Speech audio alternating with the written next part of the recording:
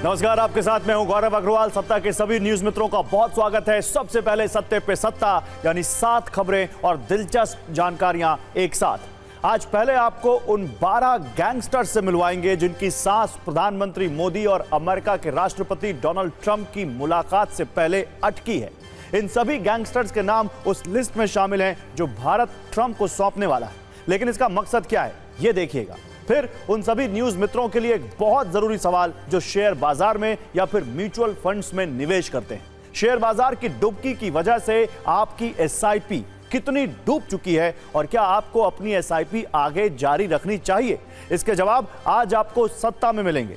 इसके बाद supreme court का वो कटाक्ष जो उसने मुफ्त की रेवड़ियों पर किया है। आज सुप्रीम कोर्ट ने क्यों कहा है कि मुफ्त का राशन और पैसा लोगों को परजीवी बना रहा है और कैसे उसने राजनीतिक दलों की क्लास लगाई है, ये नोट जरूर कीजिएगा। इस बीच इंडियाज गॉट लेटेंट के शो में हुई अश्लीलता पर पुलिस का एक्शन जारी है। खबर है कि अब इस शो के सारे विवादित एपिसोड्स को यूट्यूब से डिलीट किया जाएगा। इस केस में आज पुलिस ने social media influencer Apoorva Makhija से फिर पूछताछ की है, जो उस विवादित एपिसोड का हिस्सा थी। आज सत्ता में एक कुंजी तेजस वाले क्लेश पर भी दिखाएंगे। एयर चीफ मार्शल का एक वीडियो वायरल हुआ था जिसमें उन्होंने तेजस की डिलीवरी में देरी पर नाराजगी जताई थी और कहा था उन्हें कंपनी पर भरोसा नहीं है। अब इस पर एचएएल यानी हिंदुस्तान एरोनॉटिकल लिमिटेड ने क्या सफाई दी है वो देखेंगे। आज महाकुंभ में माघ पूर्णिमा का स्नान भी संपन्न हो गया है। यूपी सरकार के दावे के अनुसार 1,94,00,000 लोगों ने आज आस्था की डुबकी लगाई। इस दौरान भक्तों पर पुष्प वर्षा हुई। हालांकि इस बीच व्यवस्था पर सवालों की वर्षा भी कम नहीं है और महंगाई के मोर्चे पर आपके लिए एक राहत की खबर है। खाने पीने की चीजें सस्ती होने से जनवरी में रिटेल महंगाई 4.31% पर आ गई है, जो 5 महीने में सबसे कम है। इससे पहले दिसंबर में महंगाई दर 5.22% रही थी। तो सत्ता में आज सबसे पहले सत्ता का रिमाइंडर, जिसका सीधा कनेक्शन आपकी जेब और आपकी मेहनत की कमाई से जुड़ा है। यह रिमाइंडर आपकी आर्थिक सत्ता के कमजोर होने का संकेत है, इसीलिए इसे बहुत ध्यान से देखिएगा। तो आज सत्ता के रिमाइंडर में आप सबके लिए एक ऐसा दुख है जिसे इस वक्त देश के करोड़ों न्यूज मित्र महसूस कर रहे हैं। ये वो लोग हैं जो अपनी मेहनत की कमाई को किसी ना किसी माध्यम से शेयर बाजार में निवेश करते हैं। हर महीने के खर्च से बचाकर म्यूचुअल फंड में एसआईपी करते हैं कि अच्छा रिटर्न मिलेगा, लेकिन रिटर्न बढ़ने की बजाय उनका दुख बढ़ता जा रहा है। और इस दुख का कारण है शेयर बाजार, जिसे निवेशकों की भाषा में दलाल स्ट्रीट कहा जाता है। लेकिन पिछले कुछ महीनों से दलाल स्ट्रीट भूकंप के जो झटके महसूस कर रही है, उससे वो लाल स्ट्रीट बन चुका है, क्योंकि ज्यादातर निवेशकों के पोर्टफोलियो नुकसान में है और लाल हो चुके हैं। वैसे हमारे कई न्यूज मित्र सोच रहे होंगे कि उन्होंने ना कोई शेयर खरीदा है और ना ही खरीदने की तैयारी कर रहे हैं, इसलिए इस खबर का उनसे क्या कनेक्शन है। तो लेकिन आज आपको यह समझना होगा कि इस गिरावट का असर उस एसआईपी पर भी पड़ रहा है जिसमें आप हर महीने एक निश्चित रकम डालते हैं। इसीलिए हम आपसे कुछ जरूरी सवाल पूछना चाहते हैं। क्या आप भी इस बात को लेकर चिंता में हैं कि शेयर बाजार की यह डुबकी कब रुकेगी? क्या शेयर बाजार की डुबकी में आपका म्यूचुअल फंड भी डूब रहा है? कहीं लहूलुहान शेयर बाजार से आपका एसआईपी पोर्टफोलियो भी खतरे के लाल निशान पर तो नहीं है? और यह सब देखकर क्या आपके मन में भी गिरते शेयर मार्केट में एसआईपी बंद करने का ख्याल आ रहा है? और जरूरी सवाल यह भी कि मेहनत की पाई पाई जोड़कर आप जो बचत करते हैं, क्या वो बड़े खतरे में है? और इस सवाल के पीछे कुछ जरूरी आंकड़े जो आपकी चिंता को थोड़ा सा और बढ़ाने वाले। आज भी शेयर मार्केट में भारी गिरावट के बाद रिकवरी तो हुई, लेकिन तब तक करीब 6 लाख करोड़ रुपए डूब चुके थे। एक रिपोर्ट के अनुसार शेयर बाजार में लगातार गिरावट की वजह से सिर्फ 42 दिन में निवेशकों के 40 लाख करोड़ रुपए डूब गए। 23 वर्षों के बाद यह पहला ऐसा मौका है जब लगातार चौथे महीने निफ्टी का नेगेटिव रिटर्न रहा है। चिंता की बात यह है कि मार्केट गिरने से म्यूचुअल फंड में भी निवेशकों को बंपर नुकसान हो रहा है। सितंबर 2024 के बाद से सभी 29 स्मॉल कैप फंड्स का रिटर्न नेगेटिव रहा है। शेयर बाजार गिरने से 40 से ज्यादा म्यूचुअल फंड्स में जोरदार गिरावट दर्ज की गई है और सिर्फ पिछले 3 महीने में म्यूचुअल फंड की रकम 12 से 15% तक कम हो गई है। इसीलिए आपको यह चेक करना चाहिए कि आपकी एसआईपी को कितना नुकसान हुआ है, क्योंकि शेयर बाजार की सत्ता के कांपने से कई निवेशकों का एसआईपी का फायदा आधा हो चुका है, जबकि नए निवेशक तो घाटे में चले गए। यानी 40 लाख करोड़ रुपए के नुकसान को अगर हर घंटे और हर मिनट के आधार पर देखा जाए तो आप हैरान रह जाएंगे। इन 42 दिनों में शेयर बाजार में करीब 262 घंटे तक कारोबार हुआ। इस हिसाब से हर घंटे निवेशकों को 15,238 करोड़ रुपए का नुकसान हुआ। हर घंटे 15,238 करोड़ रुपए का नुकसान, जबकि हर एक मिनट में 254 करोड़ रुपए डूब गए। और शायद आपको इस बात की जानकारी ना हो कि 40 लाख करोड़ रुपए के नुकसान की यह रकम भारत के केंद्रीय बजट के 83% हिस्से के बराबर है, क्योंकि आमतौर पर शेयर बाजार खबरों और सेंटीमेंट्स के आधार पर चलता है। इसीलिए वर्ष 2025 में ऐसे कई मौके आए हैं जब निवेशकों को शुभ संकेत मिले कि शेयर बाजार में गिरावट खत्म होगी, लेकिन कोई भी शुभ समाचार शेयर बाजार के लिए काम नहीं कर रहा है। जैसे 1 फरवरी को केंद्रीय बजट पेश किया गया, इसके बाद अगले दिन शेयर मार्केट में भारी गिरावट दर्ज हुई। बजट में सरकार ने आम आदमी को राहत देने के लिए इनकम टैक्स की छूट का ऐलान किया, लेकिन इसका भी पॉजिटिव असर शेयर बाजार पर नहीं हुआ। इसके बाद रिजर्व बैंक की ओर से रेपो रेट में कटौती की गई, लेकिन शेयर मार्केट की सत्ता फिर भी गिरती चली गई। फिर कुछ कंपनियों के अच्छे नतीजे भी आए, लेकिन फिर भी उनके शेयर्स में बड़ी गिरावट होती गई। यानी कोई भी पॉजिटिव खबर शेयर बाजार की सत्ता को संभाल नहीं पा रही। और इस वजह से म्यूचुअल फंड में पैसे लगाने वाले जो लोग अब तक निश्चिंत थे, अब उनके माथे पर भी चिंता का अपर सर्किट लगने लगा है। हालांकि उन्हें इस स्थिति में क्या करना चाहिए, हम आपको इसका सूत्र भी बताने वाले हैं, जो एक्सपर्ट्स के साथ हुई बातचीत से निकले। शेयर मार्केट एक्सपर्ट्स के अनुसार अगर आपने लंबी अवधि या फिर रिटायरमेंट प्लान के हिसाब से एसआईपी की है, तो आपको बिल्कुल भी घबराने की जरूरत नहीं है। आप इस गिरावट में भी अपनी एसआईपी को जारी रख सकते हैं। कुछ एक्सपर्ट्स का यह भी मानना है कि गिरावट में निवेश बढ़ाने का भी मौका है, क्योंकि गिरते बाजार में आपको उसी रकम में ज्यादा यूनिट मिल जाएगी। लेकिन अगर आपने म्यूचुअल फंड्स में शॉर्ट टर्म यानी छोटी अवधि के लिए निवेश किया है, तो आपके पास गिरते हुए शेयर बाजार में एसआईपी रोकने का विकल्प मौजूद है। इसके अलावा एसआईपी से बाहर निकलने का भी ऑप्शन है, क्योंकि शॉर्ट टर्म में यह गिरावट कहां रुकेगी यह कहना मुश्किल है।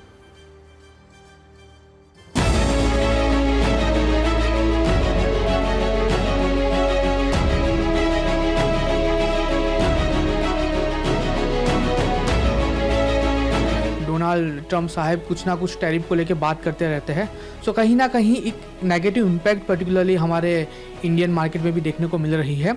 एंड जब तक ये क्लियर नहीं होगा, ये वॉलेटिलिटी वैसे ही रहेगी। जैसा आपको पता है कि मोदी साहब यूएसए गए हैं एंड उनकी मीटिंग होने वाली है ट्रंप साहब के साथ। तो ये अगर कुछ क्लियरिटी मिल जाती है, अगर कुछ पॉजिटिव आउटकम हमें देखने को मिल सकता है, तो आप समझो कि मार्केट में यहाँ से वॉलेटिलिटी कम हो जाएगी और एक ऊपर की मोमेंटम आपको देखने को मिल सकती है। अगर आपके पास 100 रुपये डालने के लिए है, तो आप 25% यहाँ पे इन्वेस्टमेंट करके चल सकते हैं एज एन एवरेज। दूसरी बात, अगर आप नए इन्वेस्टर हैं तो ये बहुत ही बढ़िया मौका है आपके लिए यहाँ पे इन्वेस्टमेंट करने का। मैं आपको एक रेशियो देता हूँ, उस रेशियो के अकॉर्डिंग आपको वहाँ पे इन्वेस्टमेंट करके चलना चाहिए। अगर आपके पास 100 रुपये है तो 50 रुपये आप लार्ज कैप में लगाइए। बहुत ही बढ़िया स्टॉक अच्छे खासा सपोर्ट के पास ट्रेड हो रहा है। बाकी का 30% आप मिड कैप में लगाइए और बाकी का 20% आप स्मॉल कैप में लगाइए। अगर ये डाइवर्सिफिकेशन अगर आप मैनेज करते हो, तो आने वाले दिनों में आपको लॉन्ग टर्म में अच्छा खासा रिटर्न वहाँ पे मिलने के चांसेस है। अगर एसआईपी आपकी स्टॉक मार्केट में है या म्यूचुअल फंड में है, तो इसको आपको कंटिन्यू करना चाहिए, क्योंकि ऊपरी लेवल से अच्छा खासा मार्केट करेक्ट हो चुका है और इसके बेस पे बहुत सारे स्टॉक अच्छे लेवल पे करेक्ट हो चुके हैं। तो एक परफेक्ट लेवल है। अगर आप एसआईपी कंटिन्यू कर रहे हो, तो आपको एक लोअर एवरेज का भी अच्छा खासा बेनिफिट आने वाले दिनों में देखने को मिल सकता है। नो गेन विदाउट पेन, आप समझे कि यही एक लेवल है जहाँ पे अगर आप मार्केट में इन्वेस्टमेंट करके चल रहे हो तो अच्छा खासा बेनिफिट आपको हो सकता है। तो दो ही रीज़न है, नेगेटिव सेंटीमेंट जिसके वजह पे आपको आने वाले दिनों में एसआईपी का आंकड़ा थोड़ा सा कम नज़र आ सकता है, और दूसरा ओवरऑल मार्केट गिर चुका है, तो यहाँ पे आपको एनएवी में भी थोड़ी कमी देखने को मिल रही है। और आज हम आपको यह समझाते हैं कि आखिर भारतीय शेयर बाजार के 5 विलेन कौन है। वो कौन से कारण हैं जिसकी वजह से शेयर मार्केट में हर नए दिन और नई सुबह के साथ नया त्राहिमाम शुरू हो जाता है। तो फिलहाल इसमें सबसे पहला नाम अमेरिका के नए चुने गए राष्ट्रपति डोनाल्ड ट्रंप का है, जो ट्रेंड कर रहा है, जिनके टैरिफ वॉर की वजह से शेयर बाजार की सत्ता कांप रही है। इसके अलावा वो विदेशी निवेशक जो लगातार भारतीय बाजार छोड़कर भाग रहे हैं। एक रिपोर्ट के अनुसार विदेशी निवेशक 2025 में अब तक 88,139 करोड़ के शेयर बेच चुके हैं। लहूलुहान शेयर बाजार का तीसरा विलेन है कंपनियों के नतीजे, जिनमें तीसरी तिमाही में कमजोरी नजर आ रही है और शेयर बाजार में डर का माहौल है। इसके अलावा रुपए में गिरावट भी इसकी एक बड़ी वजह है। हालांकि इसमें कुछ रिकवरी हुई है, लेकिन इसका आगे रहना भी जरूरी है।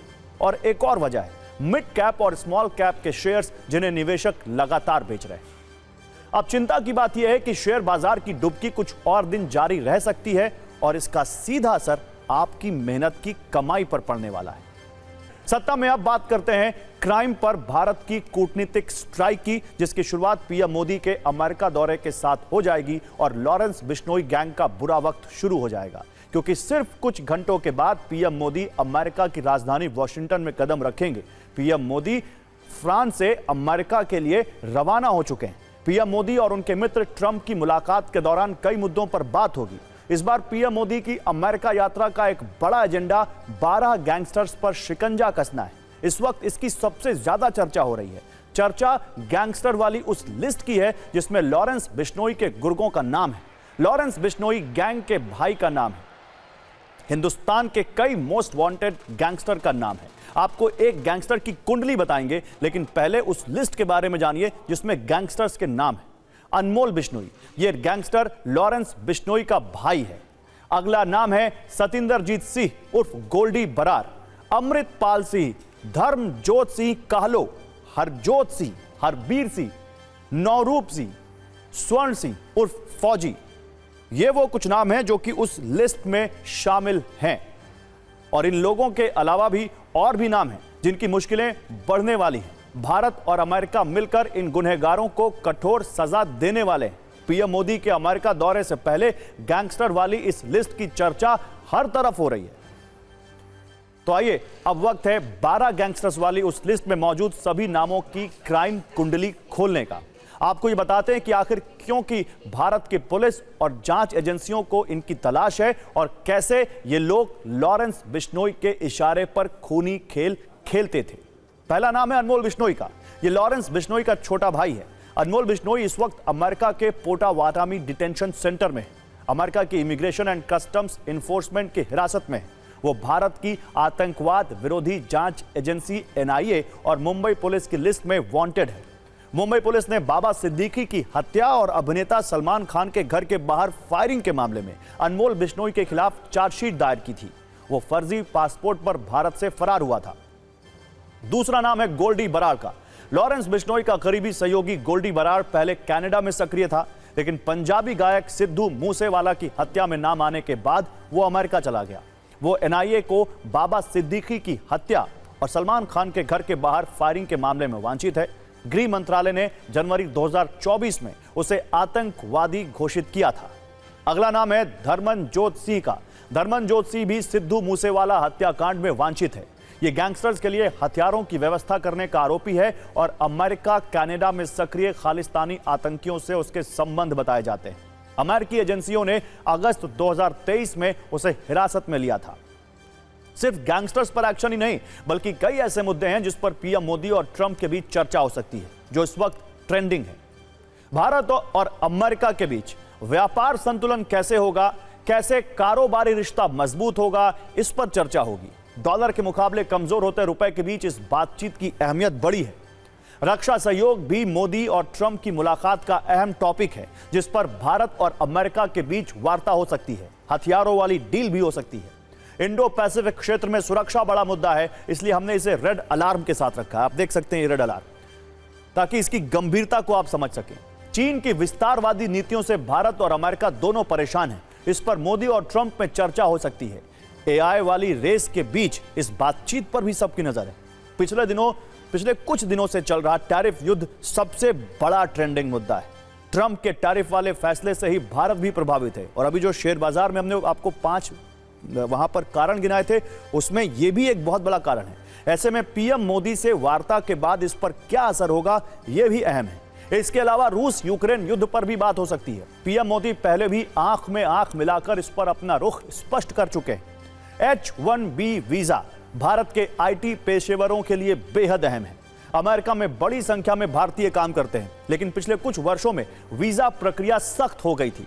इस दौरे में पीएम मोदी इस पर भी चर्चा कर सकते हैं।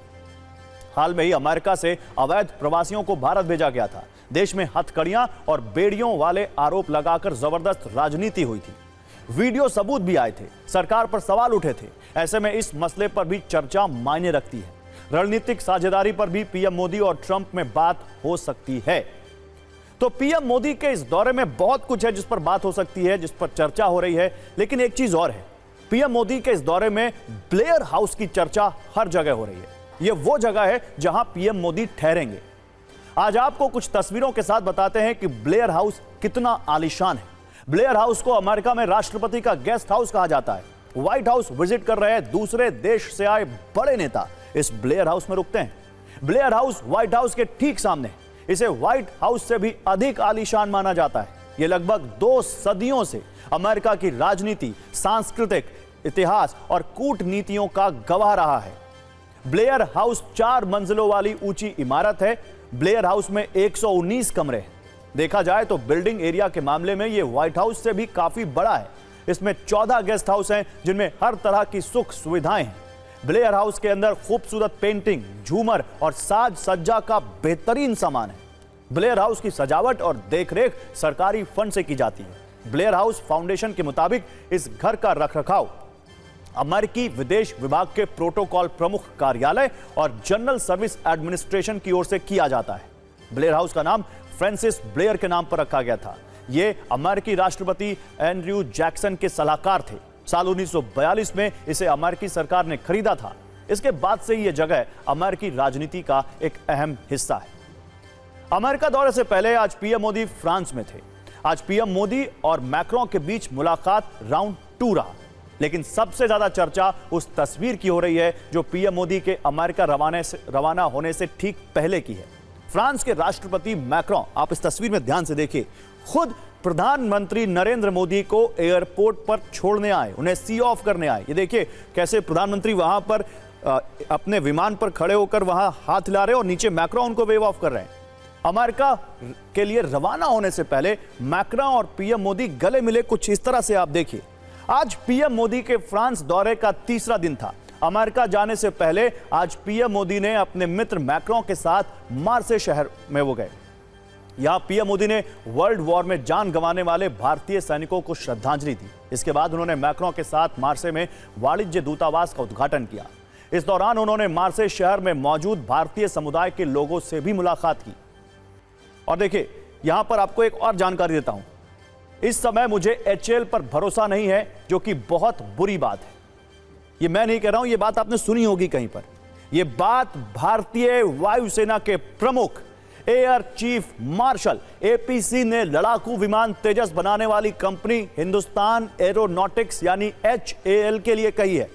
कल बेंगलुरु में एयर शो में एयर चीफ APC HAL के अधिकारियों से बात कर रहे थे और उस बातचीत का एक हिस्सा सोशल मीडिया पर वायरल हो गया, जिसके बाद HAL पर सवाल उठ रहे हैं कि क्या स्वदेशी कंपनी HAL वायुसेना की जरूरतों के हिसाब से काम नहीं कर पा रही है।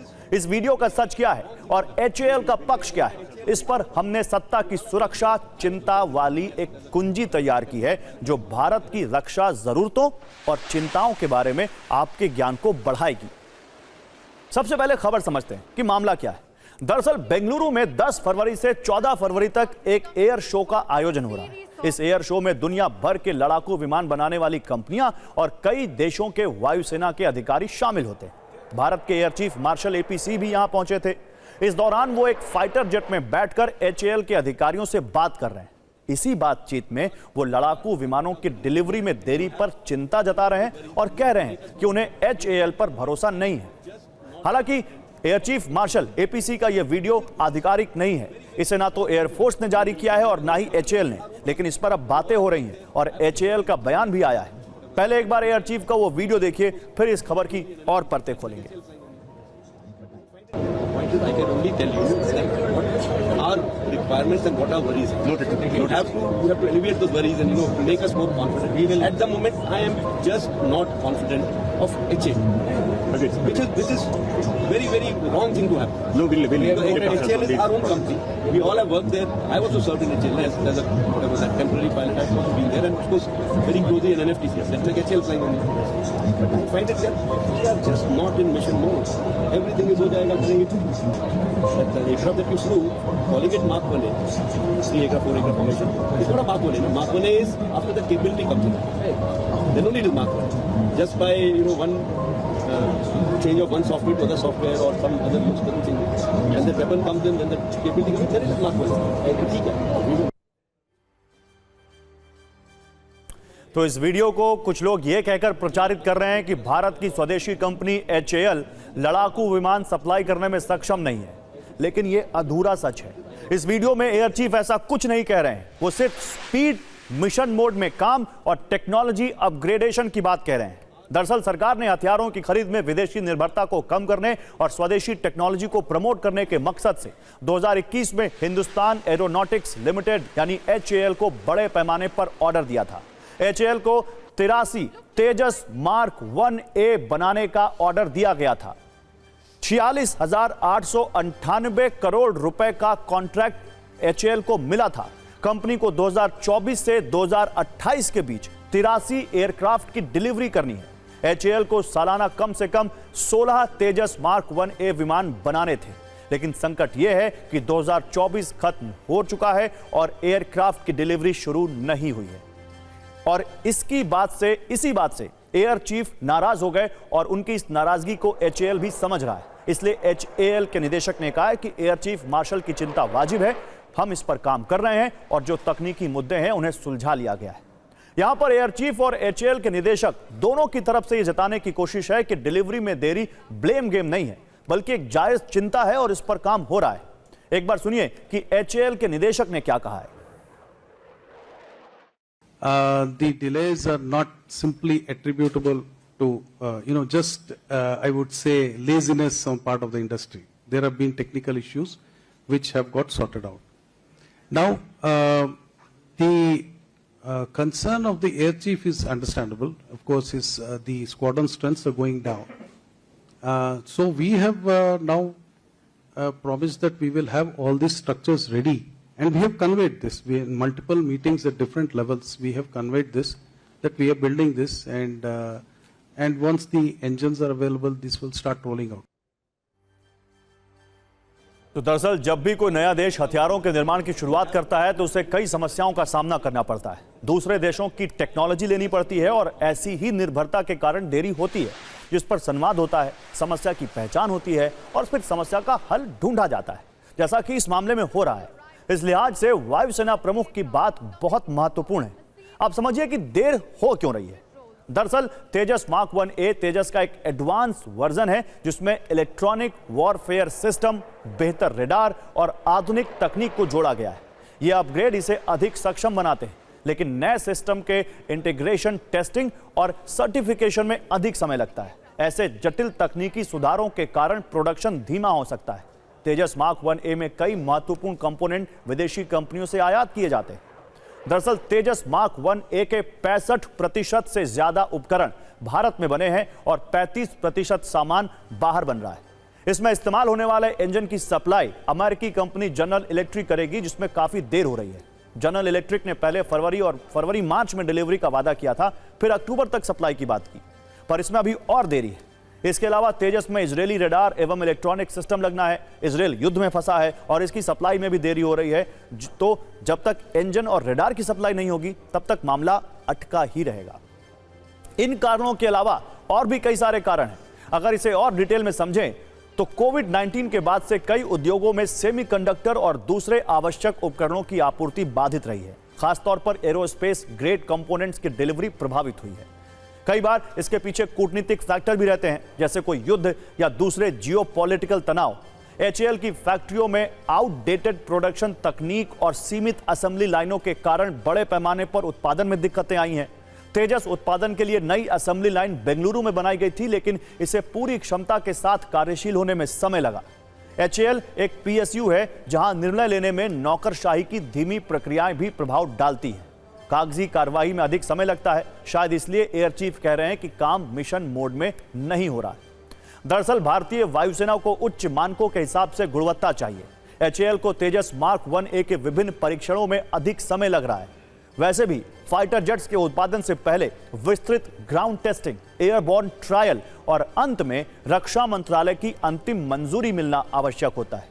इन सब कारणों के चलते भारतीय वायुसेना के लिए तेजस मार्क 1A के डिलीवरी में लगातार देरी हो रही है। यह देरी वायुसेना की क्षमता को प्रभावित कर सकती है। इसी कारण वायुसेना प्रमुख ने अपनी नाराजगी जाहिर की। हालांकि HAL ने अब दावा किया है कि मार्च 2025 तक 11 तेजस मार्क 1A विमान डिलीवर कर दिए जाएंगे।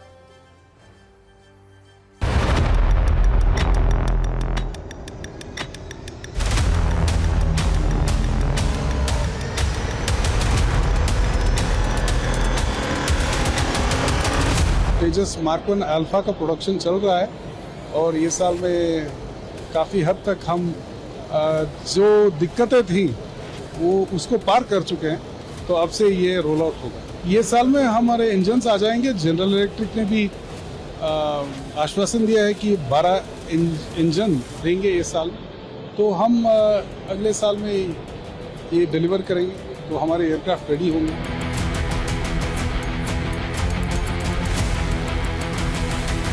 एयरफोर्स चीफ की परेशानी से मैं बिल्कुल सहमत हूँ। उनकी जिम्मेदारी है कि हिंदुस्तान की एयर स्पेस को हवा हर प्रकार के थ्रेट से सुरक्षित रखना। अगर कल लड़ाई हो जाती है तो पाकिस्तान और चाइना एक समय के ऊपर 65 स्क्वाड्रन उतार सकते हैं। हिंदुस्तान की वायुसेना के 32 स्क्वाड्रन है, जिसमें से 11 स्क्वाड्रन जो है वो 40 साल से ज़्यादा पुराने जहाज है। HAL ने प्रॉमिस किया था कि 1 मार्च 2024 तक हमको तेजस मार्क 1A देना शुरू कर देंगे। आज तक एक भी नहीं दिया। हमारे स्क्वाड्रन स्ट्रेंथ को इंक्रीज करना बड़ा लाजमी है। अगर ये इंडक्ट भी हो जाते हैं तो वास्तव में कंप्लीट इंडक्शन वो कह रहे हैं कि जो आपके 84 है जो पहले आपने ऑर्डर किए हैं वो अगले 3.5 साल में मिलेंगे, और जो उसके 97 और हैं वो 2031 तक मिलेंगे। क्या दुश्मन आपको उतना समय देगा? तो आपके मन में यह सवाल भी हो सकता है कि एयर चीफ जल्दी से जल्दी तेजस मार्क 1A की डिलीवरी चाहते क्यों हैं? दरअसल वायुसेना मिग सीरीज के विमानों को रिप्लेस करने की कोशिश में लगी और ये रिप्लेसमेंट तेजस मार्क 1A एयरक्राफ्ट से किया जाना है। तेजस मार्क 1A विमान मिग 21, मिग 23 और मिग 27 को रिप्लेस करेगा। तेजस मार्क 1A को पाकिस्तान बॉर्डर के पास राजस्थान के बीकानेर स्थित नाल एयरबेस पर तैनात करने की योजना है। वैसे तेजस मार्क 1A के लिए आज भले ही हम त्वरित एक्शन वाले मोड में हो, लेकिन स्वदेशी लाइट कॉम्बैट बनने की शुरुआत 1983 में हुई थी। 4 जनवरी 2001 में इस स्वदेशी विमान ने पहली बार आसमान में उड़ान भरी थी। यानी प्रोजेक्ट शुरू होने के 18 वर्षों के बाद 2003 में इस लाइट कॉम्बैट को तेजस नाम दिया गया। 2016 में पहली बार तेजस को वायुसेना में शामिल किया गया था। 2022 में प्रधानमंत्री नरेंद्र मोदी ने बेंगलुरु एयर शो के दौरान इसमें उड़ान भरी थी। वैसे इस पूरे मामले में तेजस की गुणवत्ता पर सवाल उठाने वालों के लिए एक जानकारी यह भी है कि HAL के अधिकारियों से नाराजगी जताने से पहले रविवार को वायुसेना प्रमुख एयर चीफ मार्शल APC और थल सेना प्रमुख जनरल उपेंद्र द्विवेदी ने LCA तेजस लड़ाकू विमान में उड़ान भरी थी। उड़ान के बाद थल सेना प्रमुख जनरल द्विवेदी ने इस अनुभव को अपने जीवन का सबसे अच्छा पल बताया था। सत्ता में बात अब सुप्रीम कोर्ट की, जिसने आज चुनाव जीतने में इस्तेमाल होने वाले सबसे ताकतवर हथियार को देश की बर्बादी का हथियार कहा है। यह खबर मुफ्त की रेवड़ियों पर है, जिन्हें बांटना हमारे नेताओं के लिए चुनाव जीतने का एक शॉर्टकट बन गया है। दरअसल सुप्रीम कोर्ट आज शहरी इलाकों में बेघर लोगों को आसरा दिए जाने की याचिका पर सुनवाई कर रही थी। इसी याचिका की सुनवाई के दौरान सुप्रीम कोर्ट ने चुनाव के वक्त की जाने वाली मुफ्त की योजनाओं की घोषणाओं को गलत ठहराया। कोर्ट ने कहा कि लोग काम करना नहीं चाहते क्योंकि उन्हें मुफ्त राशन दिया जा रहा है, बिना कुछ किए उन्हें पैसे दिए जा रहे हैं। जस्टिस BR गवई और जस्टिस ऑगस्टीन जॉर्ज मसीह की बेंच ने केंद्र सरकार से कहा है कि हम आपकी परेशानी समझते हैं और सराहना करते हैं, लेकिन क्या यह अच्छा नहीं होगा कि आप ऐसे लोगों को मुख्य धारा का हिस्सा बनाएं और उन्हें देश के विकास का हिस्सा बनाएं। इतना ही नहीं, कोर्ट ने केंद्र से पूछा कि कितने समय में शहरी गरीबी उन्मूलन मिशन पूरा होगा। उन्होंने अटॉर्नी जनरल से कहा कि आप केंद्र से इसका जवाब मांगिए और हमें बताइए। इस पर अटॉर्नी जनरल R वेंकट रमणी ने केंद्र सरकार से कहा कि केंद्र जल्द इस मिशन को पूरा करेगा। इसमें शहरी बेघरों के लिए घर की व्यवस्था और कई दूसरे मसले शामिल हैं। ऐसा नहीं है कि मुफ्त की रेवड़ियों पर सुप्रीम कोर्ट ने पहली बार इस तरह की बात कही है। इससे पहले सुप्रीम कोर्ट ने 9 दिसंबर 2024 को केंद्र सरकार के मुफ्त राशन बांटने पर सख्त टिप्पणी की थी। कोर्ट ने कहा था कि कब तक ऐसे मुफ्त राशन बांटा जाएगा, सरकार रोजगार के अवसर क्यों नहीं पैदा कर रही। तब कोर्ट अकुशल मजदूरों को मुफ्त राशन कार्ड दिए जाने से संबंधित मामले पर सुनवाई कर रही थी। इस दौरान केंद्र ने अदालत को बताया था कि राष्ट्रीय खाद्य सुरक्षा अधिनियम 2013 के तहत 81 करोड़ लोगों को मुफ्त या रियायती दर पर राशन दिया जा रहा है। इससे पहले 15 अक्टूबर 2024 को तो सुप्रीम कोर्ट ने फ्रीबीज पर केंद्र और इलेक्शन कमीशन को नोटिस भेजा था। यह नोटिस उस याचिका पर दिया गया था जिसमें चुनाव से पहले मुफ्त योजनाओं के वादे को रिश्वत घोषित करने की मांग थी और यह डिमांड भी की गई थी कि चुनाव आयोग ऐसी योजनाओं पर फौरन रोक लगाए। अगर राज्यवार बात करें तो कोई राजनीतिक दल ऐसा नहीं है जो मुफ्त की रेवड़ियों से अपने राज्य को कर्जे में डालकर वोटों की फसल ना काट रहा हो। विकसित राज्य महाराष्ट्र से लेकर पिछड़े राज्य झारखंड तक में रेवड़ियां खूब बांटी जा रही हैं और कर्ज बढ़ता जा रहा है। मध्य प्रदेश में लाडली बहना जैसी लोकप्रिय स्कीम चलाई जा रही है, वहां पहले 3,80,000 करोड़ रुपए का कर्ज है। महाराष्ट्र में ऐसी ही लाडली बहन योजना है जिस पर 7,80,000 करोड़ का कर्ज है। कर्नाटक में मुफ्त की गारंटी वाली 5 योजनाएं चल रही हैं, वहां 6,65,000 करोड़ रुपए का कर्ज है। पंजाब में मुफ्त बिजली और बस यात्रा की स्कीम है, यहां 3,74,000 करोड़ रुपए का कर्ज है। हरियाणा में लाडो लक्ष्मी योजना चल रही है, 3,17,000 करोड़ रुपए यहां कर्ज है। झारखंड जैसे राज्य में महतारी योजना चल रही है, जहां राज्य पर कर्ज 1,09,000 करोड़ का है। दरअसल भारत में पिछले कुछ वर्षों से फ्री चीजें देकर चुनाव जीतने की कला काफी विकसित हो गई है। कई राजनीतिक दल तो सिर्फ इसी कला से सत्ता का लाभ ले रहे हैं और ये बातें सुप्रीम कोर्ट की नजर में हैं। इसलिए समय समय पर सुप्रीम कोर्ट सरकार पर सख्त टिप्पणी करता रहता है। केंद्र सरकार भी मुफ्त की रेवड़ियों को बढ़ावा देने के पक्ष में नहीं है, लेकिन कल्याणकारी योजना और मुफ्त की रेवड़ियों में कोई परिभाषित अंतर नहीं होने के कारण राजनीतिक दल इसका लाभ स्वादानुसार और चुनावानुसार लेते हैं। ऐसे में यह समझने की जरूरत है कि कल्याणकारी योजना यानी वेलफेयर स्कीम और मुफ्त की रेवड़ी में बहुत महीन सा फर्क है, जिसे हमारे देश के नेताओं को समझने की जरूरत है। देखिए, यहां पर अब समय खत्म हो चुका, लेकिन मुझे लगता है कि मैसेज बहुत अच्छे तरीके से पहुंच गया है हमारे देश के राजनीतिक दलों को और नेताओं को, और उम्मीद है कि वो इस पर जरूर काम करेंगे। सत्ता के सभी न्यूज मित्रों से हमारी अपील है कि कल 7 बजे जब मुलाकात होगी उससे पहले आज जो आपने देखी है उनकी रील्स को ज्यादा से ज्यादा जरूर शेयर करें। नमस्कार।